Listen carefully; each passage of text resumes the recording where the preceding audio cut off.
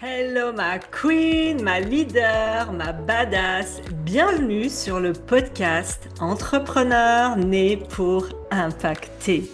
Alors tu l'as vu dans le titre et c'est certainement pas une nouvelle ou alors tu le découvres. Je déteste être chef d'entreprise et pourtant. Tu sais, moi j'avais une vision de mon futur, c'était de changer des millions de vies. Être chef d'entreprise, à aucun moment c'est venu me traverser l'esprit. Et j'ai envie de te dire cette vérité brute parce qu'il y en a peu qui osent le dire. Et comme je te le transmets à l'instant, ça n'a jamais été ce que je désirais. Je sais qu'il y a des personnes pour qui c'est un kiff de racheter des boîtes, de développer des entreprises, de je monte plein d'entreprises, je les fais fructifier, je les développe à l'étranger. Oh, moi, ça me crée des angoisses. Parce que le côté chef, dirigeant et rentabilité et tout ce côté-là, c'est pas du tout mon truc. Pas du tout.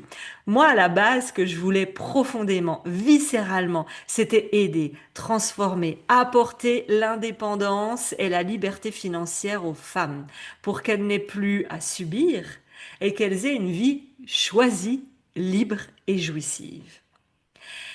Et tant mieux si aujourd'hui, avec tout ce que j'ai mis en place, les structures, les modèles, j'ai réussi à créer une entreprise qui a généré plus de 4 millions. Mais être chef d'entreprise, j'insiste, c'était pas du tout mon rêve. Et je pense que je ne me rendais même pas compte que c'était la suite logique du développement de mon activité. Parce que oui, quand tu ouvres une entreprise, tu deviens chef d'entreprise. Moi, je me disais, oh non, je suis coach. Oh non, je suis auto-entrepreneur. Oh non, moi, juste, j'accompagne les gens à changer de vie. Oui, pourtant, tu as déclaré ton entreprise. Pourtant, tu as un numéro de SIRET. Et puis, ça veut dire quoi, être chef d'entreprise? Bah, c'est porter des responsabilités, parfois violentes. J'ai envie de dire le mot. Parfois qui viennent te heurter émotionnellement, humainement. C'est devoir prendre des décisions qui déchirent le cœur, devoir prendre des décisions qui te font peur, devoir prendre des décisions où tu as cette sensation que tu peux tout perdre. C'est devoir gérer les impôts, la TVA, l'URSSAF, la technique, le service client, le service comptabilité, savoir comment placer ton argent et quoi en faire pour sécuriser ton futur parce que tu ne sais pas de quoi demain est fait. C'est prendre des décisions humaines où tu mets fin à des collaborations. C'est parfois et souvent, en réalité, même quand tu as une équipe, porter tout toute seule, quand la lumière s'éteint, que tu te retrouves dans le noir et que tu es face à ta vérité profonde. Et tu l'as compris, moi je voulais juste changer des vies. Alors au début, c'était à taille humaine, je faisais tout, j'étais partout, jusqu'à mes premiers 2 ou 300 000 euros. Je gérais d'une main de maître. Parce que non, il ne faut pas déléguer. Je vais le faire. Personne ne saura le faire mieux que moi. Ah, je suis déçu de l'humain. Tu vois le ah, je suis déçu de l'humain. Toute ma vie, on m'a marché dessus, on m'a trahi. Non, injustice haut et fort. Je ne déléguerai pas. Jusqu'au jour où j'ai compris que c'était plus tenable. Jusqu'au jour où je me suis mis à avoir 80 heures de coaching par mois et que j'avais déjà au moins délégué à une coach. Et je me suis dit, ah, ça va être compliqué quand même. Ou alors jusqu'au moment où j'ai dû parler de TVA et d'autres choses que je ne comprenais pas. Ah, donc, je suis passée à l'étape numéro 2. Donc, au début, je gère tout toute seule. Je me rends compte que, oh, il y a des responsabilités. Oh, il y a des choses à gérer. Oh là là, il y a beaucoup de casquettes à avoir, hein. Moi, je voulais juste aider les gens. Tu structures, tu développes, tu as une croissance financière, tu arrives à tes 300 000. Bon, à un moment donné, tu te rends à l'évidence que là, il faut déléguer. Je vous en ai fait une vidéo sur la délégation. Si jamais vous la voulez, vous m'envoyez un petit commentaire, on vous la donnera. Pour l'anecdote drôle, il y en a que ça va choquer. C'est que moi, je suis fan d'agenda papier. Chaque année, il y en a parmi vous depuis 8 ans qui me suivent dans les magasins où je filme tous les beaux agendas. Oh, puis celui-là, oh, puis celui-là. J'ai même voulu créer un agenda. Hein, il est toujours là, il y a toujours plein d'idées. Il n'est pas créé. Et puis, je suis fan. Je peux avoir 10 agendas, les petits carnets de notes, les petits tchetchetis, ça me plaît. Bon, bah, au bout d'un moment, mon bras droit, à qui je fais cette dédicace, coach, équipe, viennent tous me dire, mais tu sais Aurélie, il y a un moment, il faudrait passer à un agenda en ligne. Ça va te faciliter. Mais moi, j'étais accrochée à, oui, mais moi, j'aime les agendas papier et ça, c'est plus facile pour moi. Bon, bah, en réalité, je me rends compte que non. Mais pour dire vrai, on est en 2025, c'est en 2024 que je suis passée à l'agenda en ligne. Autre chose, dès que j'ai des rendez-vous avec le pôle comptabilité, juridique et tout ce pôle-là, je suis là. Où est mon bras droit? Tu peux venir avec moi pendant le rendez-vous? Je ne pige rien.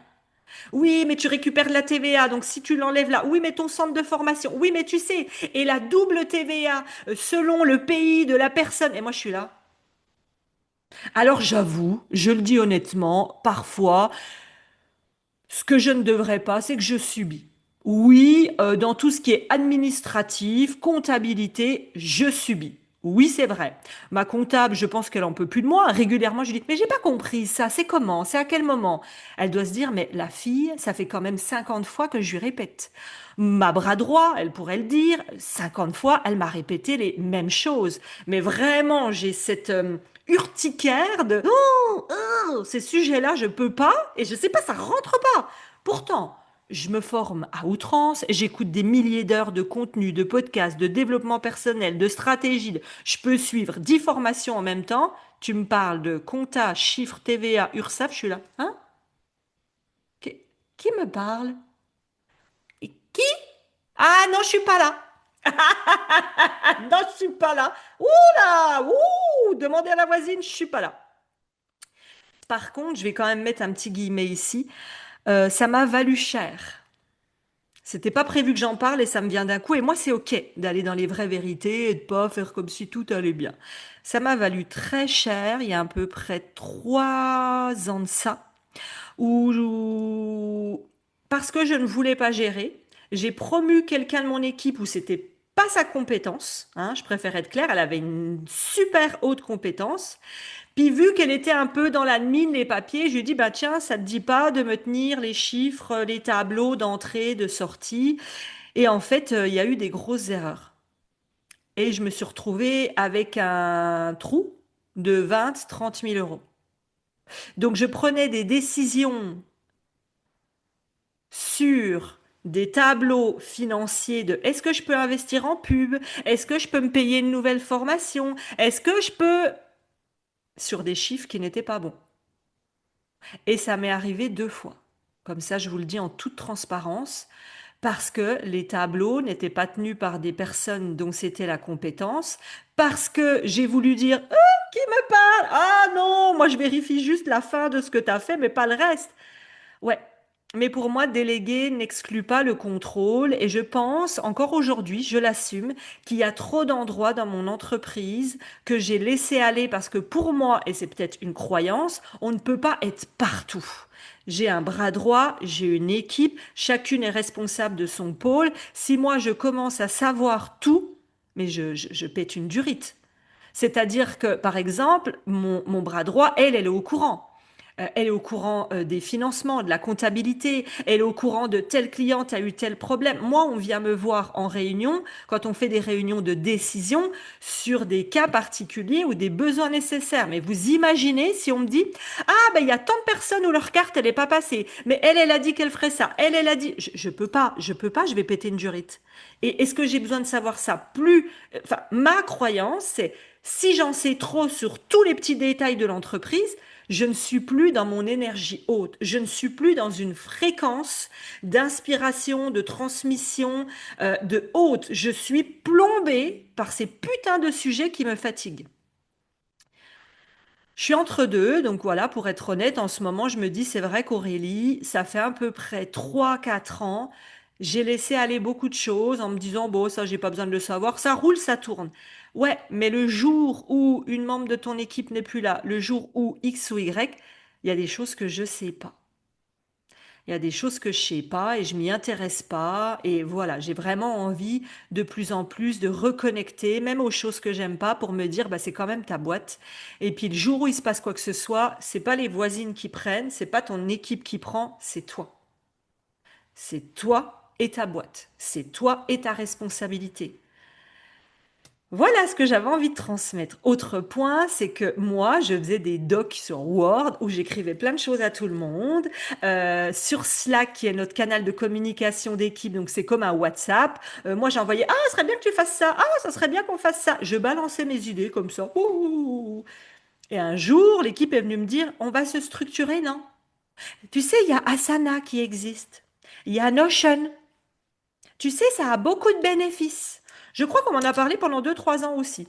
Pareil, 2024, on l'a mis en place. Coup-ci, j'ai un Asana, je kiffe, j'ai mes to-do, on a nos projets, on a nos deadlines. Est-ce que c'est facile tous les jours? Non, la dernière fois, je me suis fait engueuler. Engueuler par mon bras droit.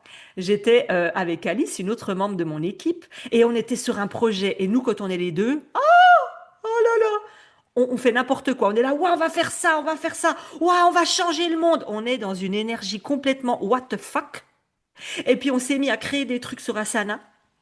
Et on a reçu un message dans les jours qui suivaient de mon bras droit qui dit, mais vous avez fait quoi là avec Alice? Rien, rien du tout. On a réfléchi à un petit projet, hein, minimis. Non, non, mais en fait, vous m'avez retourné complètement le Asana. Vous avez balancé des trucs partout, il y a des trucs qui se croisent. On aurait dit deux petites filles. C'était très drôle. Donc, tu vois, je te transmettrai ma conclusion un peu plus loin. Il y a plein de choses comme ça, tu vois, qui, aujourd'hui, auxquelles je ne comprends rien. Et pourtant, ça te prouve que c'est possible. C'est possible d'avoir un impact massif et légendaire dans le monde. C'est possible de changer des milliers de vies et pour autant de ne pas tout comprendre. Et aujourd'hui, 8 ans après, je sais que mon équipe peut tourner sans moi. Pourquoi? Parce qu'on a structuré, on a créé des process, on a pôle juridique financier, tout ce que je détestais faire. Aujourd'hui, j'ai plus besoin de le faire. Et ce que je veux que tu comprennes, c'est que toi aussi, tu vas passer par ces paliers. Tu vas tester, tu vas goûter, tu vas vouloir une grosse équipe, mais même pas parce que tu le fais exprès. Moi, je voulais pas d'équipe. Je voulais au début être seule. Aujourd'hui, j'aime mon équipe. Aujourd'hui, mon équipe me rend libre. Pourquoi je peux travailler 3 jours par semaine? Parce que j'ai mon équipe. Pourquoi je peux voyager 10 fois par an? Parce que j'ai mon équipe. Pourquoi j'ai pas besoin de savoir la compta, l'URSSAF, la TVA, qui fait quoi, pourquoi, répondre aux mails, faire les factures? Parce que j'ai une équipe. Donc je voulais pas avoir une grosse équipe. C'est qu'au fur et à mesure où ton entreprise se déploie, au fur et à mesure où tu as du succès, bah t'as pas le choix. T'es pris dans un engrenage voulu et invoulu. On est dans cet entre-deux. Cet entre-deux de, ben, il faut bien que quelqu'un fasse pour moi, sinon je vais péter une durite.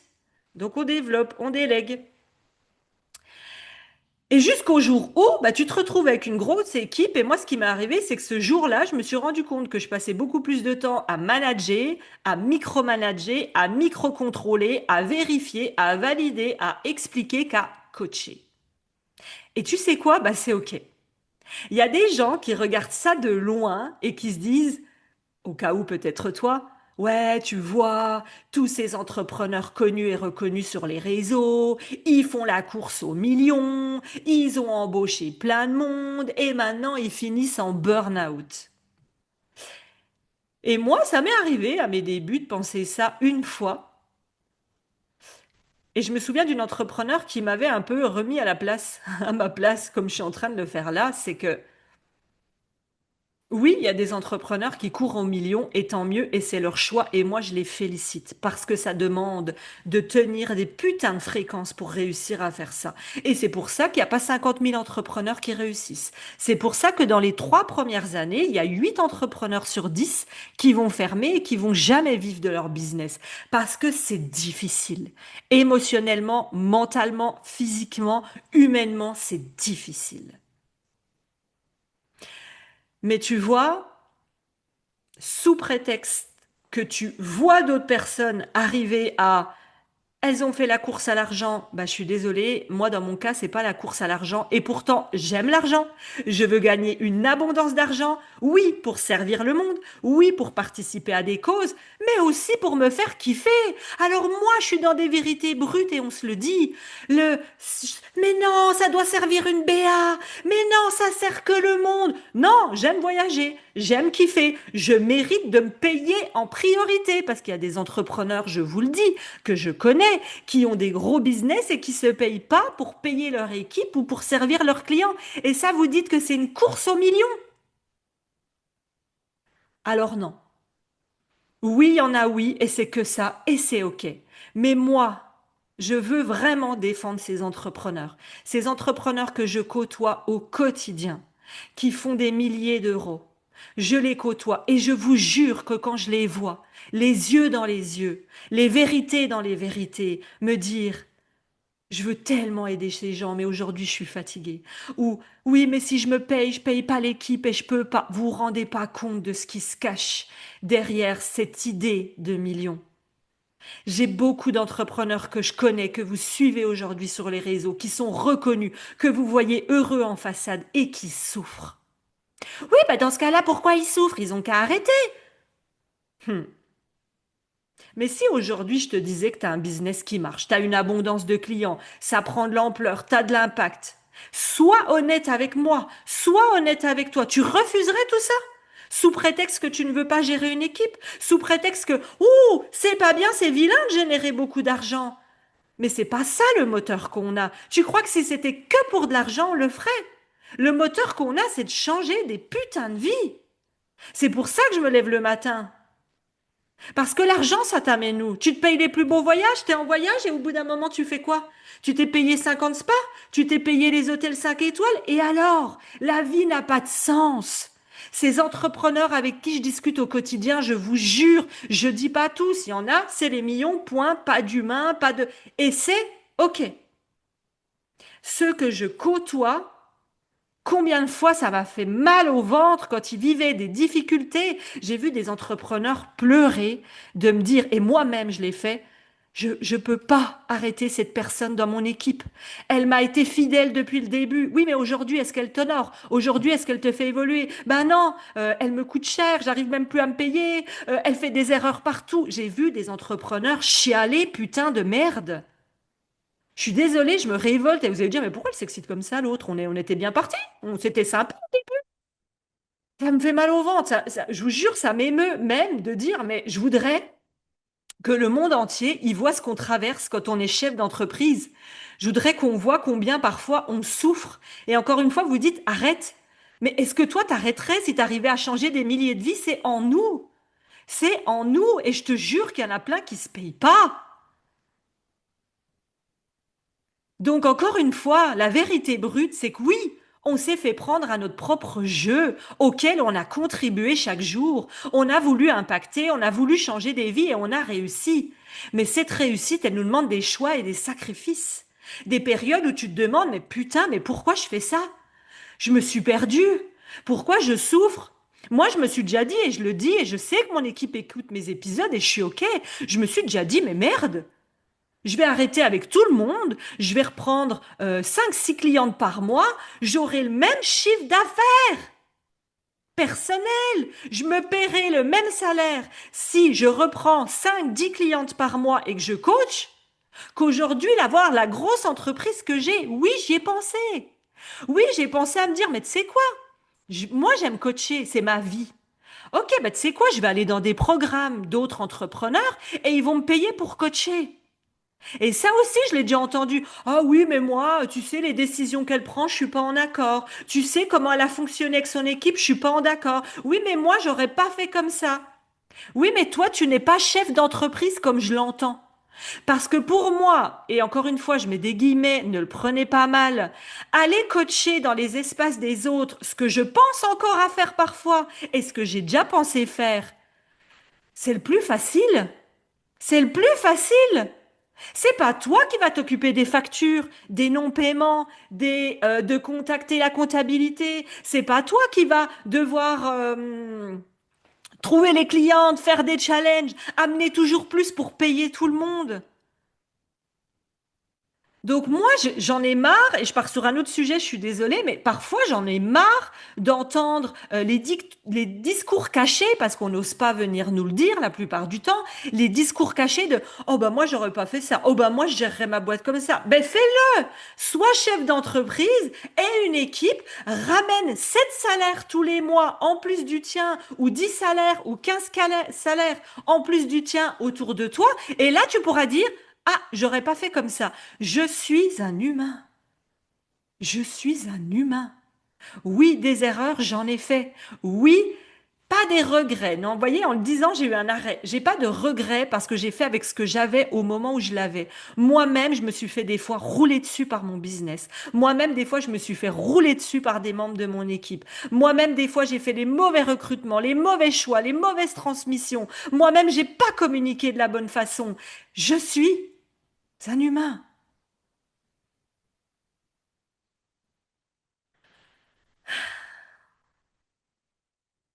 Peut-être que votre regard va changer sur les entrepreneurs que vous suivez. Et j'espère, parce que vraiment, je vous jure qu'il y a tellement d'humains et ils sacrifient tellement des fois pour les business qu'ils ont.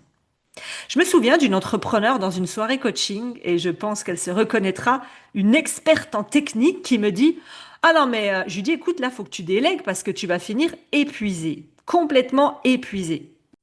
Et là, je me souviens qu'elle me dit, ah non, non, mais Aurélie, moi, ça m'intéresse absolument pas. J'accompagne des entrepreneurs sur le côté technique de leur boîte et quand je vois tous les problèmes d'équipe, le management, les problèmes de recrutement, le turnover, parce qu'aujourd'hui, on a du mal à avoir des équipes engagées, loyales, fidèles, impliquées et professionnelles. Alors ça, c'est un autre sujet.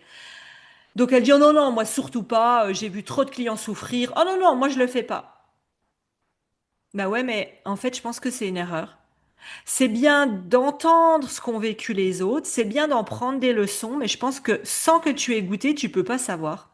Et aujourd'hui, moi, j'ai une équipe qui est juste, qui est stable, qui est posée. Chaque personne est à sa place. Ça m'a demandé des dizaines, des dizaines. Ouf, j'ai peut-être fait 50 recrutements en 3 ans. 4 ans, je me rends pas compte. Ça m'a fait faire 40 contrats rompus, des incompréhensions, du stress, des... Mais maintenant, je vais partir de l'autre côté parce que toute situation, on le dit tout le temps, a deux faces. Le sacrifice, la récompense. Le bénéfice, les difficultés. Tout a deux faces. Je ne connais rien, mets-le-moi en commentaire si t'en connais. Franchement, je serais contente qu'on discute. Je ne connais rien qui n'a pas les deux pièces. La liberté demande des sacrifices et des récompenses. Être propriétaire d'un appart a des avantages et des inconvénients. Être en couple a des avantages et des inconvénients. Passons. J'étais en mastermind et justement avec ces entrepreneurs engagés et humains. Et on nous pose la question, si tu voulais prendre une année sabbatique, est-ce que tu pourrais? Et dans combien de temps? Et qu'est-ce que tu gérerais? Et moi, je me suis dit, bah, c'est clair que c'est oui, je peux même la prendre tout de suite. Et je me souviens que je suis allée voir mon bras droit et je lui ai dit, mais en fait, je vous sers à quoi? Et là, ça m'a fait bizarre. Parce que j'aimais bien qu'on ait besoin de moi. En vérité, j'aimais bien. En vérité, j'aimais bien qu'on me dise, ah, j'ai besoin que tu m'aides là. Ah, je suis pas sûre de ça. Qu'est-ce que t'en penses? Parce que bah, soit j'aimais bien qu'on ait besoin de moi, soit j'avais ce côté contrôle fric. Et là, aujourd'hui, les membres de mon équipe, franchement, elles m'écrivent une fois par semaine et c'est tout. Aujourd'hui, j'ai la chance qui n'est pas la chance. J'ai construit, j'ai sacrifié, j'ai tenu les fréquences de courage au moment où tout s'écroulait et que j'étais là et que je tenais. Et aujourd'hui, je peux être dans ma zone de génie, allumer la caméra, coacher là où je suis utile. Donc, si toi aussi tu te dis, moi aussi je déteste être chef d'entreprise, bah je te comprends. Bah moi je passe plus de temps à manager et ça me saoule, je te comprends. Bah moi passe plus de temps à gérer les problématiques qu'à accompagner, je te comprends. Mais selon le niveau de ce que tu désires créer et selon l'impact que tu désires avoir, va goûter, tester et tu prendras tes responsabilités.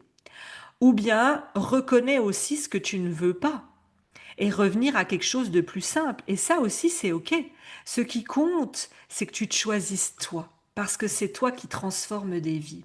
Et moi, je ne dis pas que dans quelques années, je vais pas revenir à j'arrête je prends 10 clientes par mois et je me ferai le même chiffre d'affaires que ce que je fais avec la boîte. Ah oui, parce que au cas où, je pense que c'est un sujet important aussi.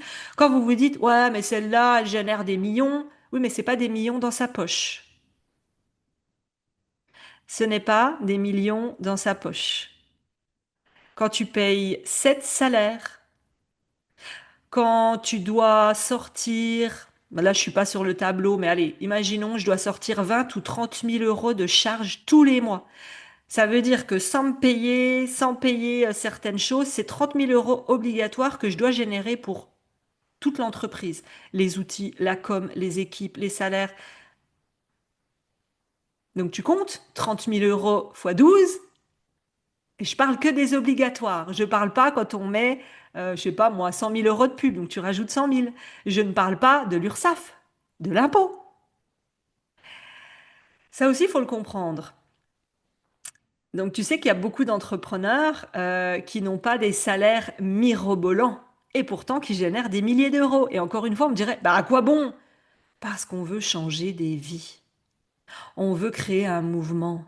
On veut faire partie pour le changement d'un nouveau monde. Alors, je vais finir sur les derniers conseils que je peux te donner sur cet épisode. Le premier, c'est délègue vite ce qui te vide et ce qui t'épuise. Tout ce qui ne te nourrit pas, pour moi, doit être délégué. La gestion, la compta, l'opérationnel.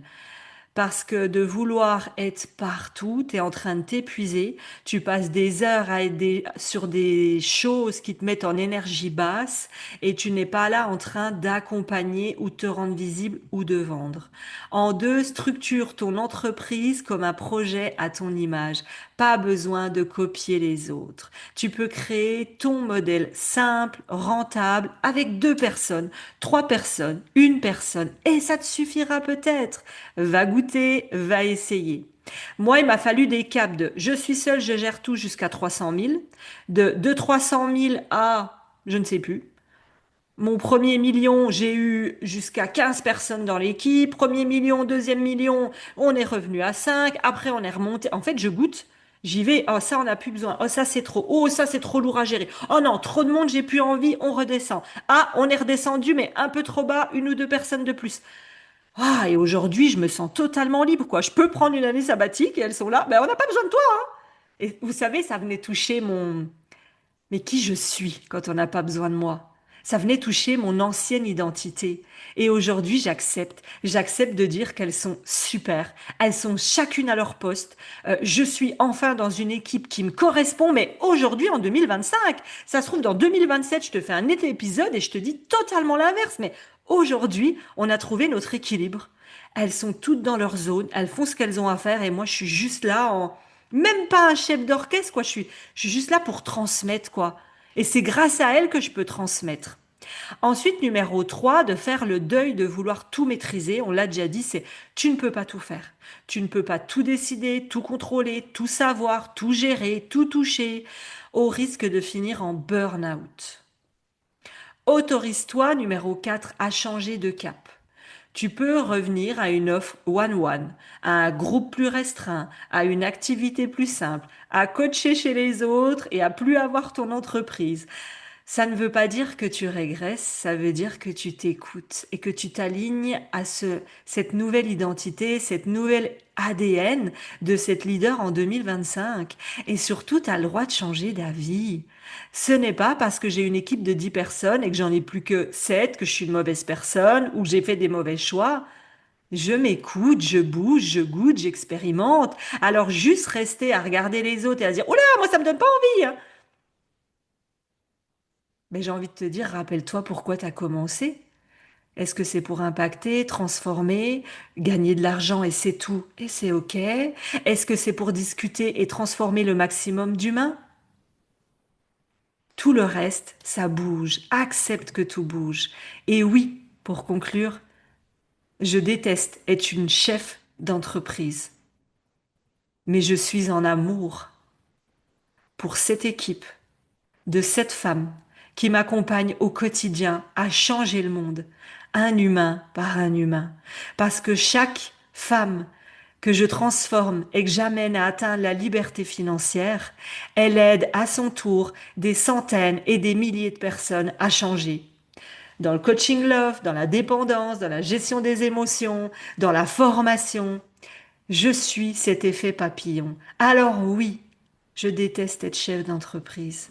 Mais qu'est-ce que je suis en amour pour les milliers de vies que je change et que ces milliers de vies vont changer des milliers de vies. Est-ce que je recommencerais si c'était à faire? Oui.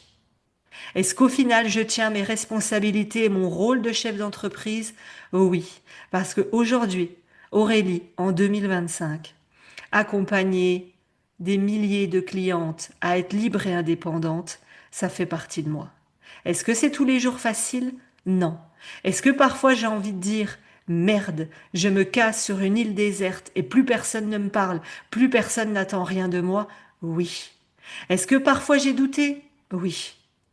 Est-ce que je suis fière d'avoir créé le mouvement né pour impacter pour la liberté financière et l'indépendance des femmes?